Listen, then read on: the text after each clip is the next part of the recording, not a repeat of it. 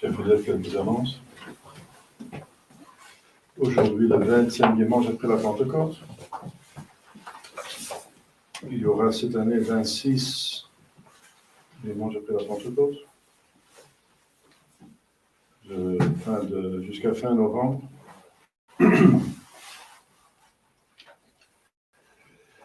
C'est aujourd'hui Sainte Thérèse d'Avila qui doit céder, bien sûr, au dimanche. Sainte Thérèse d'Avila qui a réformé le Carmel. C'est une des deux mesures que Dieu a prises pour arrêter le protestantisme. C'est la prière et l'action. La prière par la réforme du Carmel en Espagne. C'était l'opposé du Nord, n'est-ce pas? Le problème était au Nord et la solution vient du Sud. C'est comme à l'époque du communisme. Le communisme commence au Kaliningrad, au Nord-Est, et la solution vient du Sud-Ouest de Fatima, Portugal. Donc c'est clair que Dieu donne toujours la remède de l'opposé du vice, du mal. Si on a plus froid, il faut se mettre au chaud. Alors, pour la prière, c'est la réforme du Carmel. Pour l'action, c'est les jésuites. La fondation de l'ordre des jésuites, qui vont être les troupes d'élite de l'Église, haïes par la franc-maçonnerie, jusqu'à être infiltrées, malheureusement, par la franc-maçonnerie pour s'en débarrasser. Dans les protocoles des sages de Sion, il y a marqué la seule alternative qui peut nous arrêter, c'est les jésuites de l'Église catholique. C'est pour ça qu'ils sont occupés d'eux pour les pervertir, malheureusement. Mais l'Église est immortelle elle-même. Mais pas les ordres. Les ordres peuvent disparaître, mais pas l'Église. C'est la seule société humaine qui est en même temps divine, donc elle ne peut pas disparaître. La seule. Demain, lundi, Sainte Edwige, veuve. C'est aussi l'apparition de Saint-Michel au Mont-Tombe, et des cases de la basilique de Mont-Saint-Michel, donc.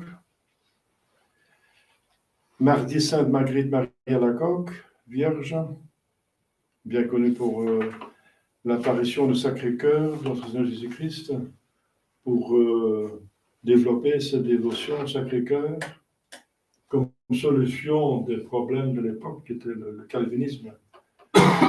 Et c'est pour tous les temps, hein, la dévotion au Sacré-Cœur. Mercredi, Saint-Luc, évangéliste. Donc, il n'est pas apôtre, donc l'évangile n'est pas apôtre. Jeudi, Saint-Pierre d'Alcantara, confesseur. Vendredi, Saint-Jean de Quinty, confesseur. Samedi, c'est de Sainte Vierge au samedi, avec la mémoire de Saint Hilarion, abbé, et de Sainte Ursule et sa compagne Vierge martyre. Dimanche prochain, le 21e dimanche après la Pentecôte. Ce sera le dimanche pour les missions. L'Église sera toujours missionnaire. Maintenant, on est missionnaire dans notre propre pays.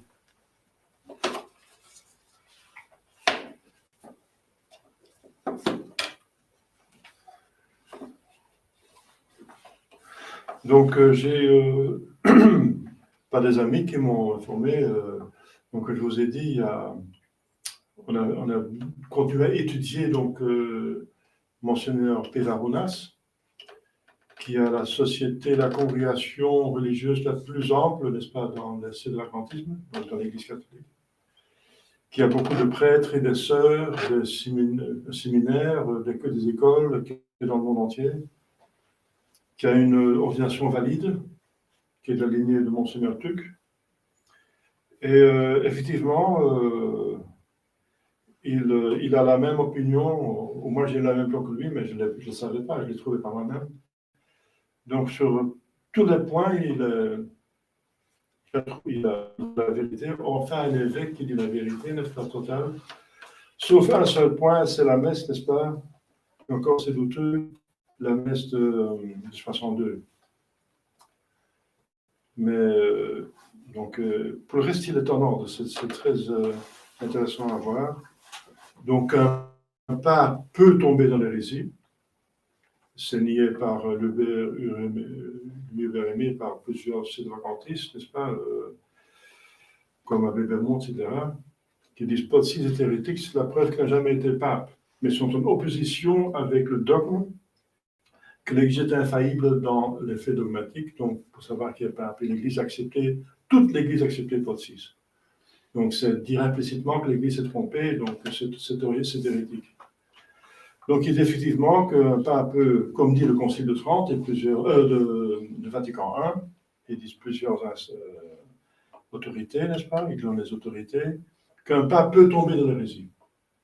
Et il dit clairement que le premier qui est tombé dans l'hérésie, c'est Paul VI. C'est aussi correct parce que Jean XXIII n'a jamais trouvé une hérésie claire et simple. Donc encore, toutes ces petites personnes, en France il y en a beaucoup, n'est-ce pas, qui disent que tous ceux qui sont autour de Mont-Saint-Borne et d'Hollande, etc., qui disent que Jean XXIII est hérétique. Et même Monseigneur Ramon l'a dit ça. C'est dommage parce qu'il n'y a personne qui peut trouver une hérésie, mais ils disent quand même que c'est hérétique. Et ce n'est pas l'hérésie qu'on perd la papauté, mais puisqu'on ne trouve pas d'hérésie chez Jean XXIII, c'est un mauvais pape, bien sûr, même information, mais il n'a jamais dit une hérésie. Donc, il a été choisi pape parce que tout le monde l'a accepté, il n'a pas perdu parce qu'il n'a pas dit l'hérésie. Le premier qui a perdu la papauté par l'hérésie, c'est Paul VI. Donc, bon, c'est plus rare, on a dit ça sur son site. Ensuite, est-ce que c'est possible d'élire un pape? Oui, il dit oui, effectivement, mais c'est toute l'Église qui doit le faire. Il n'y a plus de cardinaux et il y a plusieurs autorités qui disent qu'il n'y a plus de cardinaux. L'Église en elle-même, toute l'Église a toujours le pouvoir de s'élire un pape. Donc tout ça c'est correct. Il dit ça sur son site. Donc enfin un évêque qui dit la vérité, parce que c'est pas possible que dans l'Église il n'y a plus la vérité. Et c'est un peu bizarre qu'un prêtre a la vérité et les évêques dévient. Donc c'est un peu cette limite, bien sûr. Donc enfin un évêque qui dit toute la vérité, n'est-ce pas, sur tous ces points, et que les autres sont donc dans l'erreur et risquent d'être hérétiques, comme je viens de dire. Parce que dire qu'un pape n'est pas pape quand il est pape, ou l'inverse, c'est schismatique. Et de supposer que toute l'Église peut se tromper, c'est hérétique. C'est contre la promesse de Jésus-Christ que les portes d'enfer ne prévaudront pas. Donc c'est très grave finalement. Ce n'est pas une petite chose de question d'opinion et de discussion théologique entre théologiens. Ça touche le dogme de l'hérésie, donc ça touche l'appartenance de l'Église, oui ou non, au moins objectivement parlant. Et même si les gens sont bien intentionnés, c'est pas possible que toute l'Église, même bien intentionnée, se trompe. Pas possible que toute l'Église se trompe. Donc il y a dans l'Église des personnes, des clercs, parce que l'Église est enseignante, qui disent toute la vérité, sur des points importants, bien sûr. Eh bien, personnellement, moi j'ai cherché toute ma vie, et Jésus dit, celui qui cherche, il trouve, mais il faut encore aimer la vérité, parce que Mons Lefebvre avait une tête claire, il savait tout. Il avait même, comme vous savez, dit en privé, oui, bien sûr, Paul VI n'est pas pape, c'est une hérétique. Mais en public, il niait ce qu'il savait, donc il mentait, n'est-ce pas? C'est le péché de Mons Lefebvre qui a maintenant qui perd la fraternité Saint-Pédis, qui est toujours attaché à un antipape. Donc c'est horrible, n'est-ce pas? Donc il faut encore aimer la vérité qu'on trouve, il faut la trouver, il faut adhérer, n'est-ce pas? Et la dire. C'est pas possible que l'Église ne parle pas des choses dans lesquelles elle est infaillible de savoir qu'elle n'est pas belle et pas pape. C'est impossible qu'elle se taise là-dessus parce qu'elle est infaillible là-dedans. Alors, si Mons Lefebvre officiellement disait finalement, je ne sais pas, j'ai le doute. Mais où est l'Église alors? S'il a le doute, si l'Église ne sait plus où est sa tête, c'est pas possible. L'Église est infaillible en sachant qui est pape et qui n'est pas pape. Et il le savait. Il ne voulait pas le dire. C'est ça le péché de Mons Lefebvre. Etc. Donc, il faut. Bien sûr, l'Église a la vérité, mais il faut encore avoir le courage de la dire. Ce n'est pas populaire, bien sûr, parce qu'ils disent, si je vais la dire, je vais perdre beaucoup de gens qui ne vont pas me suivre. Ah, c'est comme ça alors, hein? S'ils ne suivent pas, ils ne sont pas vraiment catholiques, n'est-ce pas?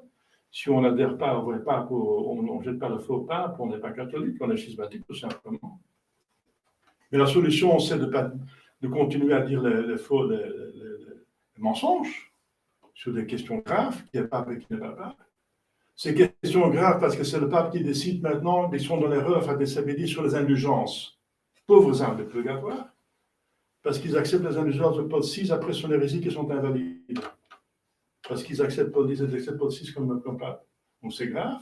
Et le jeûne eucharistique et le jeûne de l'abstinence sont des matières graves, c'est péché mortel. Eh bien, ils adhèrent à Paul VI qui a changé après avoir perdu la papauté, donc c'est faux. Donc dans des matières graves, ils sont dans l'erreur. Vous voyez que ce n'est pas une petite chose, ça. Enfin, un évêque qui dit la vérité. Je dis encore une chose c'est la messe. Il a un problème, donc, on ne sait pas lui qui dit, mais c'est quelqu'un de ses prêtres, Radetzky, qui met ça sur son site, que la messe de 62, c'est une mauvaise messe, parce qu'ils ont changé, ils ont ajouté, par exemple, le nom de Saint Joseph dans le canon. Et Paul IV a dit, il ne faut pas changer le rite tridentin, à l'éternité, il ne faut plus toucher. Celui qui touche, il va l'éternité, c'était anathémisé. Mais qu'est-ce qu'il veut dire, le pape? Il faut être raisonnable quand même, il ne faut pas perdre la tête, il ne faut pas devenir paranoïa non plus. Hein. Eh bien, il dit tout simplement qu'on peut changer par la messe. Mais dans la messe, il y a les diptyques qui sont dans l'inquisitoire, n'est-ce pas? Dans le, avant le, pas dans l'inquisitoire, mais dans le Teigito, pardon. Teigito, c'est le diptyque. C'est la liste des saints qu'on invoque, n'est-ce pas? Parce qu'on veut avoir leur aide pour bien faire le sacrifice. Ensuite, on veut les honorer et vénérer comme il faut vénérer les saints. Alors, donc, et cette liste des premiers 6 siècles a toujours changé. Parce qu'il y avait des saints qui s'ajoutaient. Au début, il n'y avait pas Sainte Agathe, qui est morte plus tard. Saint Côme et Damien sont morts plus tard. Donc, ils sont ajoutés dans la liste. Donc, ce qui ne peut pas changer, c'est qu'on ne peut pas enlever cette liste. Il doit avoir une liste dans le Teigito. Mais ce qui est dans la liste, ça a changé tout le temps. Sinon, Paul IV, il a condamné l'Église des 6 premiers siècles qui a tout le temps changé la liste, ajouté. C'est honteux de dire que ce pape, il a condamné l'Église pendant 6 siècles, qui se rapproche des apôtres de notre Jésus-Christ. C'est absurde. Donc c'est encore, c'est pas juste, c'est un faux raisonnement de dire qu'on ne peut pas toucher à cette diptyque, surtout que l'ajout du nom de Saint Joseph, n'est-ce pas, en 62, ça a été approuvé par Pie X lui-même, quand il était encore évêque là, il était à Venise, il me semble, Venise. Parce qu'il y avait le pape s'est informé qu'il était d'accord, les opinions des évêques du monde entier. Eh bien, il s'est mis sur l'accord pour l'ajout du nom de Saint Joseph dans le Teigito. On n'a pas besoin de Saint Joseph. C'est le patron de l'autorité. Eh bien, toute la crise actuelle, c'est une crise d'autorité dans l'Église et dans le monde. C'est l'abus d'autorité. C'est le patron de la vie spirituelle. On n'a pas besoin le besoin de la vie spirituelle. C'est le patron des besoins matériels. Et c'est là où on est attaqué par les diables, dans notre chose matérielle. C'est lui qui connaît le mieux la Sainte Vierge Marie, qui peut nous faire connaître la Sainte Vierge Marie. C'est lui qui donne le patron des vocations. On n'a pas besoin de vocation, de prêtre, de séminariste. C'est lui qui est Père nourricier dans Saint Jésus-Christ, lequel il ne peut rien refuser, n'est-ce pas? Il est le patron de la mort, la sainte mort. La sainte mort, de la persévérance finale. Eh bien, c'est la grâce la plus importante. Si on a ça, on a tout. Si on n'a pas ça, on n'a rien. Mais pas important, Saint Joseph. Mais il est très nécessaire. C'est le patron de l'Église. Est-ce que l'Église n'a pas besoin d'un patron? N'est-ce pas? Voilà. Donc, je ne suis pas d'accord avec ce point-là, mais ce n'est pas un point qui touche l'hérésie ou le schisme. Donc, c'est un point, voilà, c'est plutôt une opinion. Mais pour le reste, il est encore juste, nous acceptons la Semaine Sainte réformée par Pie XII parce qu'il faut obéir à un pape. Et bien sûr. Donc, ça condamne l'IMBC, le Monstre Staver et compagnie, tous ceux qui rejettent, n'est-ce pas, la Semaine Sainte réformée par le pape Pie XII. Donc voilà, un évêque qui est correct, voilà. Donc sur tous les points, il est correct sur ce petit point, mais enfin, ce n'est pas un point important. Voilà. Je suis content d'avoir trouvé, et c'est le plus important de tous, vu la quantité qu'il a de fidèles et de prêtres et de sœurs. Voilà ça entre parenthèses. Maintenant, on revient à l'Évangile, au nom du Père et du Fils et du Saint-Esprit, ainsi soit-il. Chers fidèles, nous voyons ici un miracle, et Jésus parle justement des miracles. Il dit, si vous ne voyez pas des miracles, vous ne croyez pas. C'est un reproche. Ça veut dire que faut bien entendre en foi. Il faut l'explication de l'Église pour cela. Parce qu'effectivement, on a besoin des miracles pour savoir que quelqu'un vient de Dieu. C'est la preuve. Il va aussi le dire ailleurs, notre Seigneur Jésus-Christ va le dire. Si vous ne croyez pas, vous croyez-moi à cause de mes œuvres. Les œuvres que font mon Père, ça veut dire les miracles. Donc, c'est par les miracles que nos peuples sont convertis, qu'on est devenus chrétiens ici, par les miracles. Surtout par la résurrection des morts. Ceux qui ont vraiment converti le peuple là, ici en Belgique, et même en France, donc ailleurs, c'est les miracles et surtout la résurrection des morts. Alors, ils ont vu, ah, ça c'est Dieu. Alors, des hommes de bonne volonté acceptent. Les hommes de mauvaise volonté, comme la plupart des Juifs, ils ont vu, oui, il est Dieu, il est au nom de Dieu, c'est le Messie, mais on ne veut pas de ce Messie. C'est mauvaise volonté. C'est pour ça que notre Seigneur Jésus-Christ dit, les anges disent à sa naissance, paix à tout homme de bonne volonté. Il faut encore la bonne volonté. Si la foi est donnée, il faut encore adhérer à cette foi. Il faut vivre en accordance avec la foi. Sinon, la foi du diable, n'est-ce pas? Le diable sait aussi que Dieu existe, mais il ne vit pas selon sa volonté. Donc, Jésus fait ici un reproche, c'est parce qu'il demande à chaque fois un miracle. C'est bien sûr au début de sa vie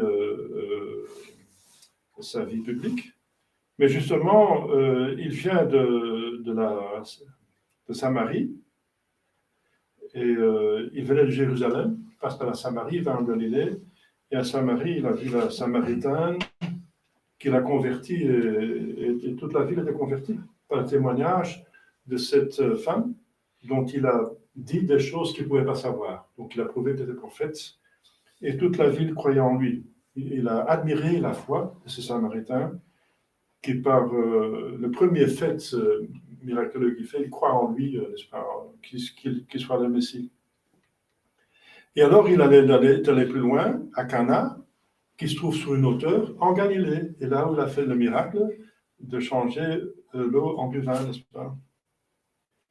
Et après, il est à Cana, et c'est là où un officier royal, qui représente Hérode, qui est à ce moment-là un roi, c'est un roi télé, ça veut dire un officier qui représente l'autorité, n'est-ce pas, politique, à Capharnaüm, une localité, n'est-ce pas, et qui vient voir parce que son fils est gravement malade, et il dit, il est en train de mourir, Il vient le voir.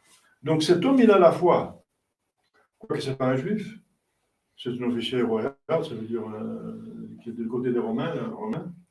Donc un païen, mais qui a la foi. Il a entendu parler de Jésus qui a fait des miracles, et voici la seule solution. Vous voyez que parfois on a besoin de nécessité, de besoin de des grandes communautés, des contretemps, ici, de graves maladies mortelles, pour se tourner vers Dieu. Et sans ce problème, on vivrait comme, continuer à vivre comme un païen, quoi, sans s'occuper du Sauveur. Donc on voit que parfois on a besoin de nécessité pour se tourner convenablement, sincèrement vers Dieu. Pendant la guerre, les églises étaient pleines. C'est dommage qu'il faut une guerre pour eux, pour ramener les gens au ciel. C'est dommage. Hein? Bon, ben c'est comme ça. On voit ça. Donc ici, c'est la même chose. Donc il a la foi, et il croit que Jésus peut faire des miracles. Et donc le reproche, ce n'est pas envers lui, parce c'est normal qu'il demande son fils, mais les autres, parce qu'il dit aux autres, justement,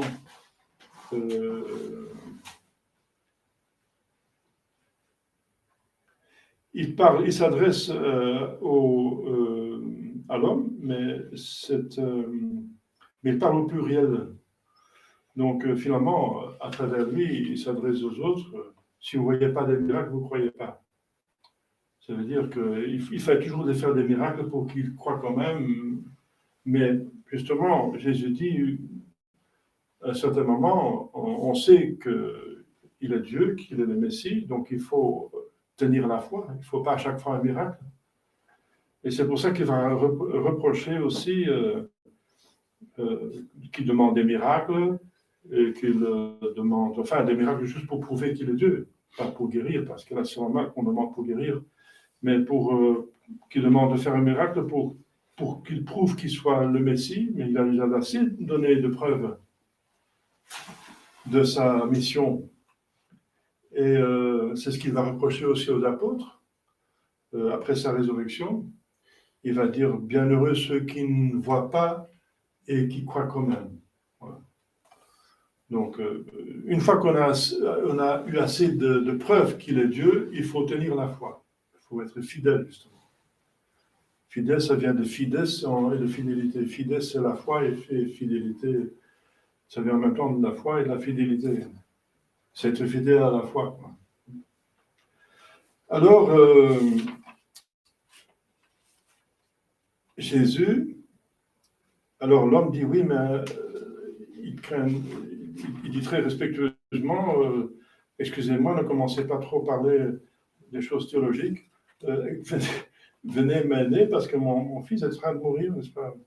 Venez, descendez, ça veut dire parce que Capharnaüm est auprès du lac de Génézareth, donc 400 mètres plus bas de Cana.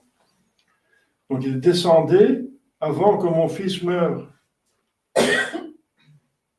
Donc il insiste pour que Jésus, il n'a pas la foi un peu plus tard de l'officier, n'est-ce pas? Qui dit, dites seulement un mot et mon servant sera guéri. Je ne suis pas digne que vous venez sur mon toit. Donc il a encore plus grande foi. C'est pour ça que Jésus va essayer d'augmenter la foi de Sélégoulos, de cet officier ici. Et il lui dit, allez, votre fils vit. Donc juste par un acte de volonté, il n'a rien d'autre que juste dire, votre fils vit. Et ça, c'est un autre miracle, enfin c'est un miracle moral, c'est que l'homme croyait. L'homme croyait, et il s'agit de la vie de son fils, donc c'est important quand même. Eh bien, il croyait la parole de Jésus, notre Seigneur Jésus-Christ, et il s'en alla. Et alors, quand il descendait donc vers Capharnaüm, ses servants couraient vers lui, en cours de route, ils disaient, oui, j'ai plus besoin d'aller voir le prophète parce que votre fils, il est guéri, tout d'un coup, il est guéri.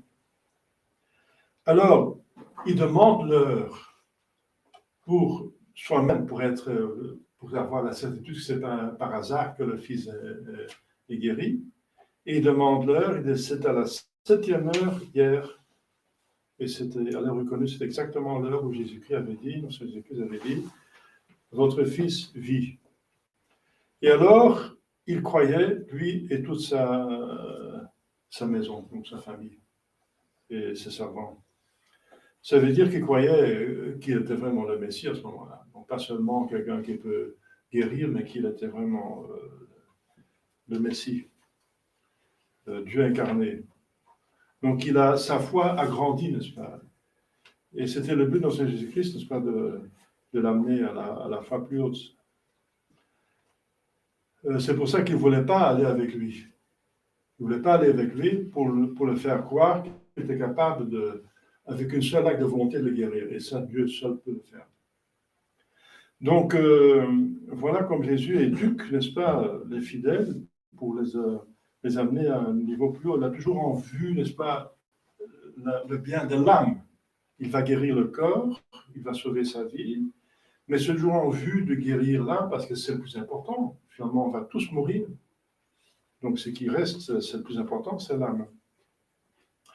Voilà, chers fidèles, notre Seigneur Jésus-Christ, n'est-ce pas, qui nous perfectionne dans la foi et qui fait bien sûr des miracles pour causer notre foi, n'est-ce pas?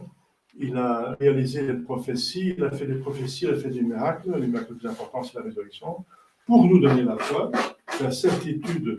Et nous n'avons pas notre Jésus-Christ, mais nous voyons quand même les prophéties.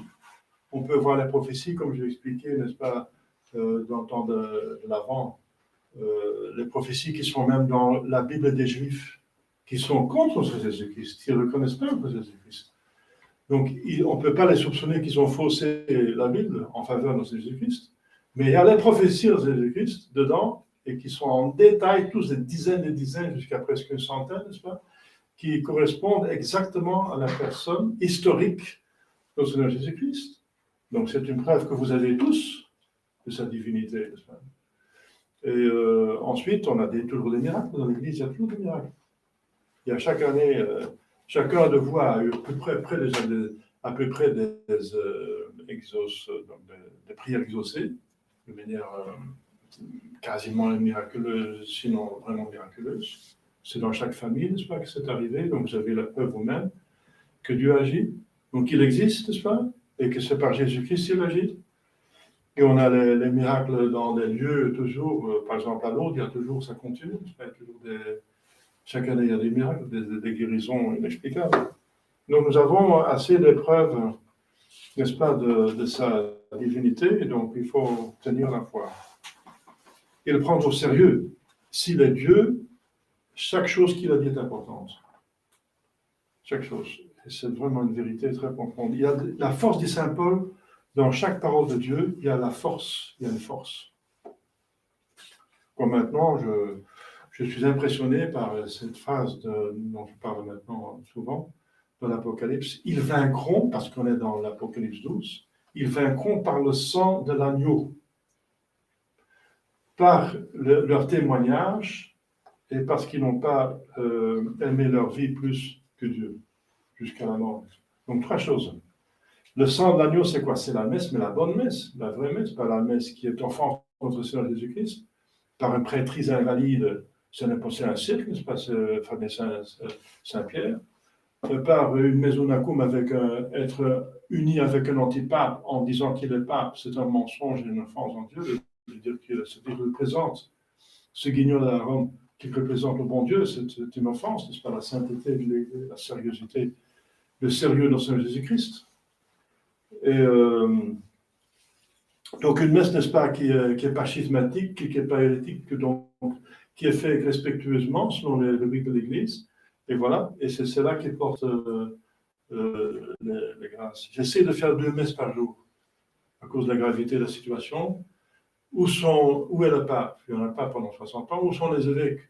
Où sont les prêtres? Où sont les fidèles? Et avec permission de Monseigneur Morello, je fais 2 messes par jour, quand je le peux le faire. Donc, par le sang de l'agneau, c'est la messe, bien sûr. C'est l'agneau, parce que l'agneau est maintenant à la droite du Père, c'est l'agneau mystique. C'est notre Seigneur Jésus-Christ, mais maintenant il est à la droite du Père, donc il ne peut plus verser du sang physique, c'est fini. Donc c'est du sang mystique, ça veut dire le sang de l'agneau, c'est la messe. Par la messe, il vaincra par la messe, mais par une bonne messe, bien sûr, qui porte la grâce. Et ensuite, on pourrait aussi dire que le sang de l'agneau, c'est donc le sang mystique, c'est le sang de son corps mystique, c'est l'Église. C'est le sang des martyrs, si jamais il y a des martyrs qui tombent. Et ça correspond aussi à Tertullien, le père d'Église, qui dit que le sang des martyrs, c'est la semence du christianisme. Donc le sang, ils vaincront par le sang de l'agneau. Donc la messe, mais la vraie. Et ensuite, éventuellement, le sang des martyrs. Et ensuite, le témoignage, justement, la foi, le témoignage de la vérité. Il faut chercher la vérité, l'accepter, il faut la témoigner de la vérité. Surtout, ce sont des choses importantes, pas des opinions personnelles, mais des choses dont on est certain, il faut le dire, parce que l'Église est infaillible. Donc, ce n'est pas possible dans l'Église, il n'y a pas cette vérité dont je viens de dire au début du sermon. Il faut témoigner de la vérité. Et ensuite, jusqu'à la mort, ça veut dire, comme je dis toujours, ceux qui restent ici, n'est-ce pas, chez nous, dans cette paroisse, c'est des gens qui cherchent la vérité, et qui cherchent la vérité avec tous les sacrifices possibles et qui sont prêts à la garder à coûte que tous les sacrifices. Et là, ou bien les gens ne sont pas intéressés par la vérité, ou bien s'ils sont intéressés par la vérité, dès qu'il y a quelque chose de plus difficile, ils abandonnent. Ils abandonnent. Une relation qu'il faut arrêter, ou un acte d'humilité qu'il faut faire, voilà, ils abandonnent. Donc, ils n'ont pas aimé la vérité au-dessus de tout. Voilà, donc c'est les trois choses par lesquelles ils vaincront. Donc, dans toute parole de Dieu, il y a une force. La chère fidèle, gardons la foi et demandons à la Sainte Vierge de bien la vivre. Au nom du Père et du Fils et du Saint-Esprit, ainsi soit-il.